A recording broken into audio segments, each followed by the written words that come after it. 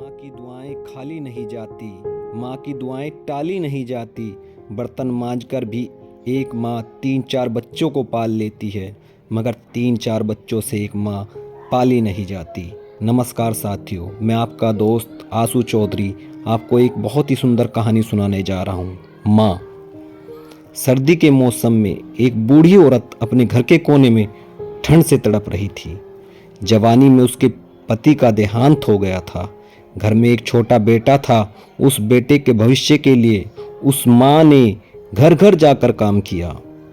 काम करते करते वे बहुत थक जाती थी, लेकिन फिर भी आराम नहीं करती थी। सोचती थी जिस दिन बेटा लायक हो जाएगा उस दिन आराम करूंगी। देखते देखते समय बीत गया। माँ बूढ़ी हो गई। बेटे को अच्छी नौकरी मिल गई। कुछ समय बाद बेटे की शादी कर दी और उसके एक बच्चा हो गया। अब बूढ़ी माँ खुश थी कि बेटा लायक हो गया, लेकिन ये क्या, बेटे बहू के पास माँ से बात करने तक का वक्त नहीं था। बस ये फर्क पड़ा था माँ के जीवन में। पहले वे बाहर के लोगों के बर्तन व कपड़े धोती थी, अब वह अपने घर में बहू बेटे के। फिर भी खुश थी क्योंकि औलाद उसकी थी।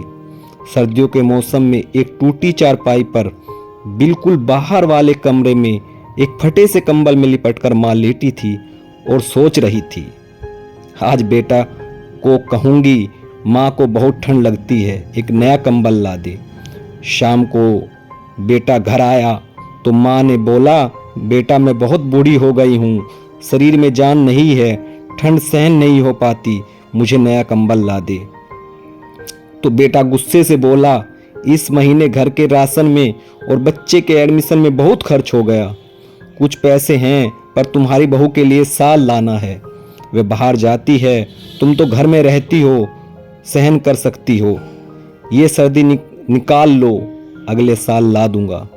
बेटे की बात सुनकर माँ चुपचाप सिमटकर कंबल में सो गई। अगले सुबह देखा तो माँ इस दुनिया में नहीं थी। सब रिश्तेदार पड़ोसी इकट्ठे हुए। बेटे ने माँ की अंतिम यात्रा में कोई कमी नहीं छोड़ी थी। माँ की बहुत अच्छी अर्थी सजी थी। बहुत महंगा साल माँ को उड़ाया गया था। सारी दुनिया अंतिम संस्कार देकर कह रही थी, हमको भी हर जन्म में भगवान ऐसा ही बेटा दे। मगर उन लोगों को क्या पता था कि मरने के बाद भी एक माँ तड़प रही थी, सिर्फ एक कंबल के लिए, सिर्फ एक कंबल के लिए, सिर्फ एक कंबल के लिए। धन्यवाद।